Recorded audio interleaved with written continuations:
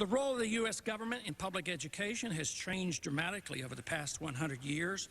Most of the major changes have occurred in the second half of this century. In the 19th century, the closest the federal government got to public education was the land-grant college program. In the last 40 years, the federal government has essentially taken charge of the entire system. It is involved in education at every level through loans, grants, court directives, regulations, and curriculum manipulation. In 1900, it was of no concern to the federal government how local schools were run at any level. After hundreds of billions of dollars, we have yet to see a shred of evidence that the drift towards central control over education has helped. By all measurements, the quality of education is down. There are more drugs and violence in the public schools than ever before. Discipline is impossible out of fear of lawsuits or charges of civil rights violations. Controlled curricula have downplayed the importance of our constitutional heritage while indoctrinating our children, even in kindergarten, with environmental mythology, internationalism, and sexual liberation. Neighborhood schools in the early part of the 20th century did not experience this kind of propaganda. The one good result coming from our failed educational system has been the limited but important revival of the notion that parents are responsible for their children's education, not the state. We have seen literally millions of children taken from the public school system and taught at home or in private institutions in spite of the additional expense. This has helped many students and has also served to pressure the government schools into doing a better job. And the statistics show that middle-income and low-income families are the most eager to seek an alternative to the public school system.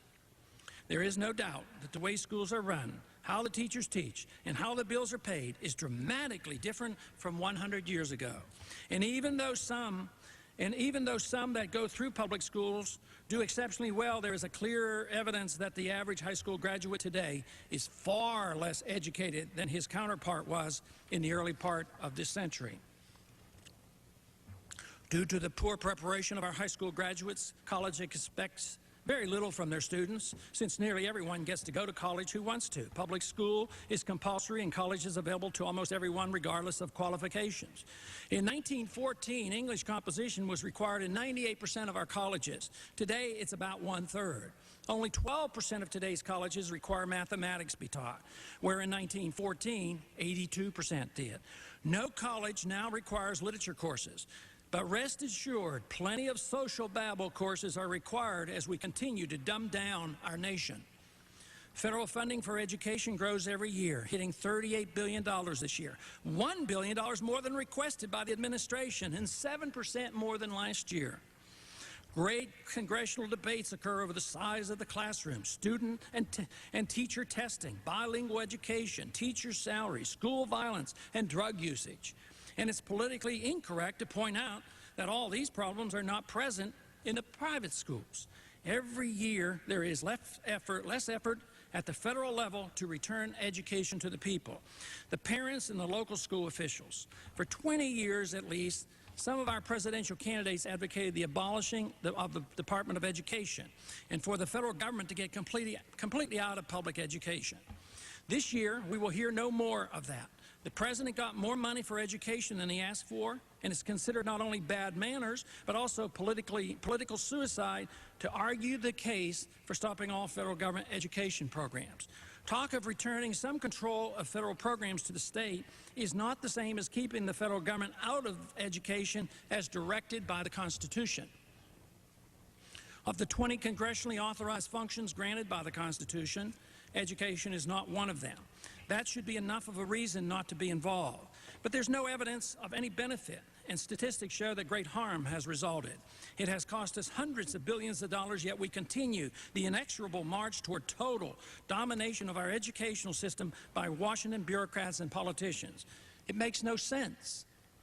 It's argued that if the federal funding for education did not continue, education would suffer even more. Yet we see poor and middle-class families educating their children at home or at private school at a fraction of the cost of a government school education, with results fantastically better, and all done in the absence of violence and drugs.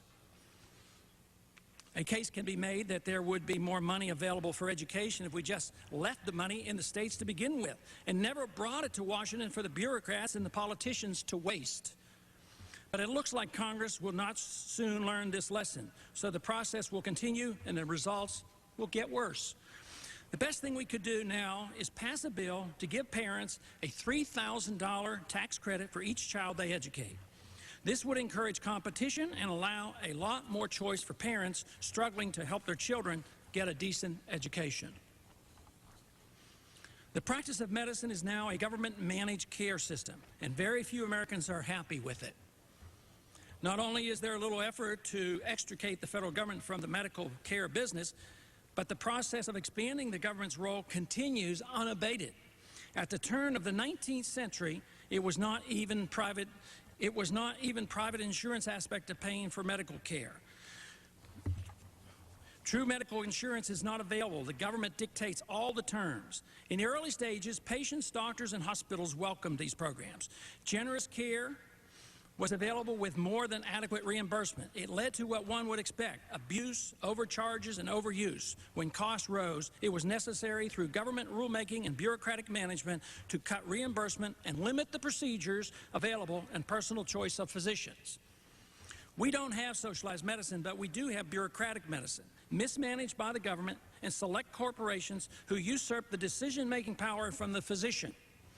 The way medical care is delivered today in the United States is a perfect example of the evils of corporatism and an artificial system that only politicians responding to the special interests could create.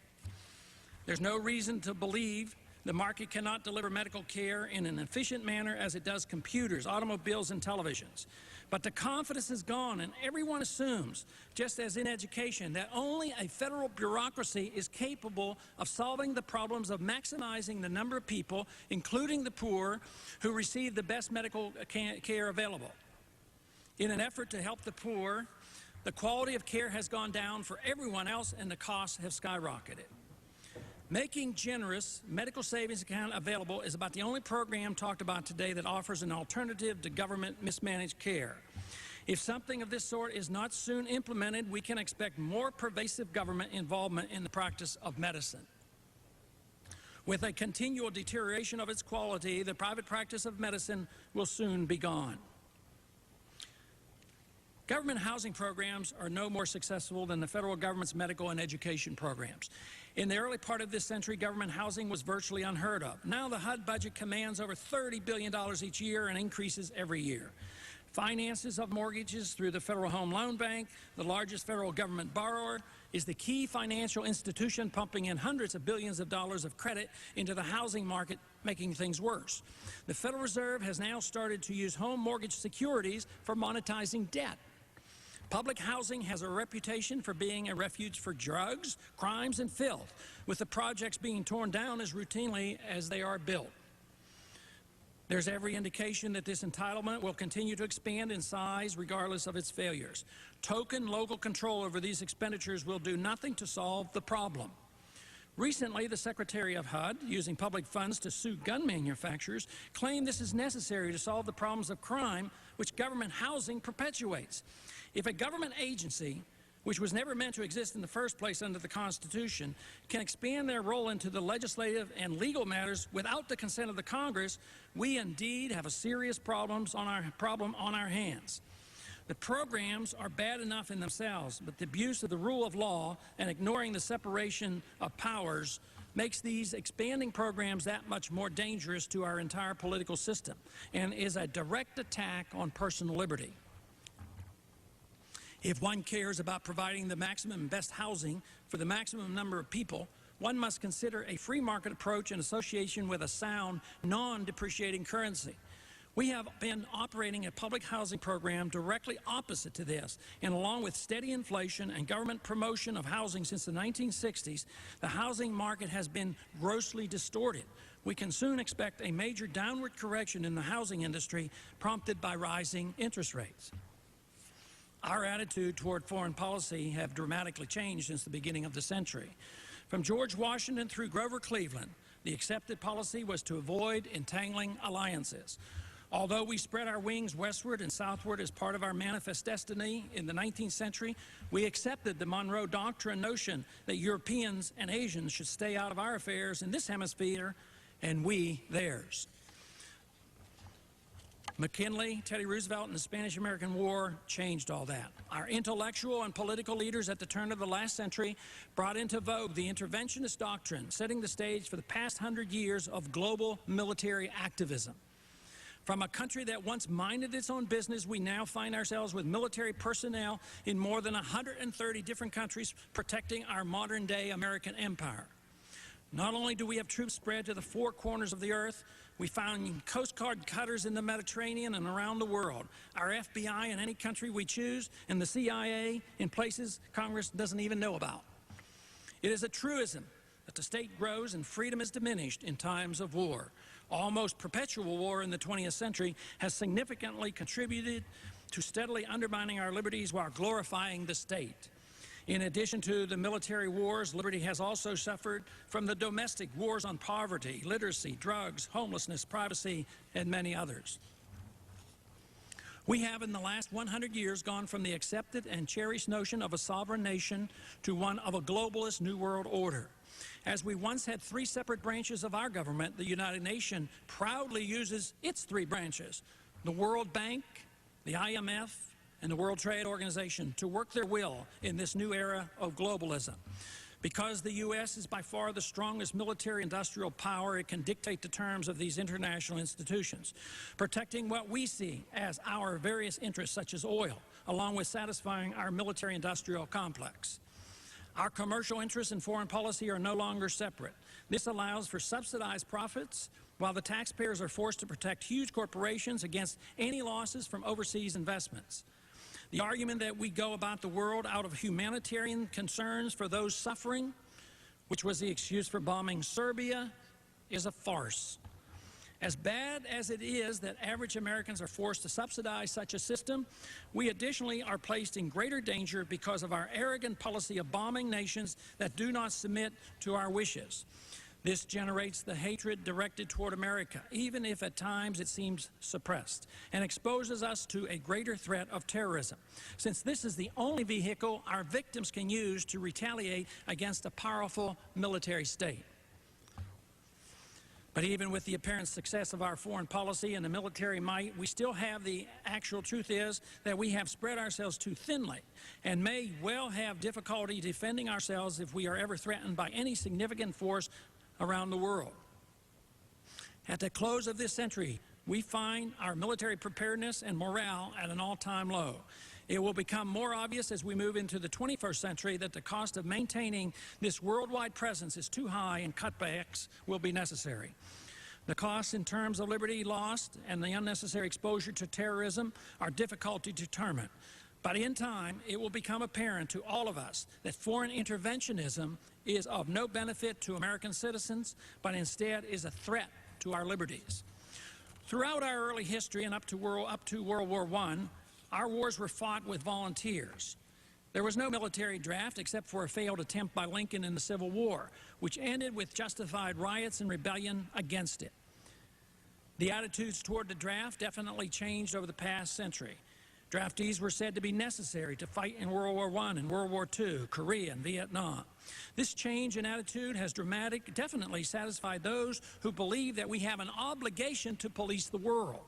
The idiocy of Vietnam served as a catalyst for an anti-draft attitude which is still alive today.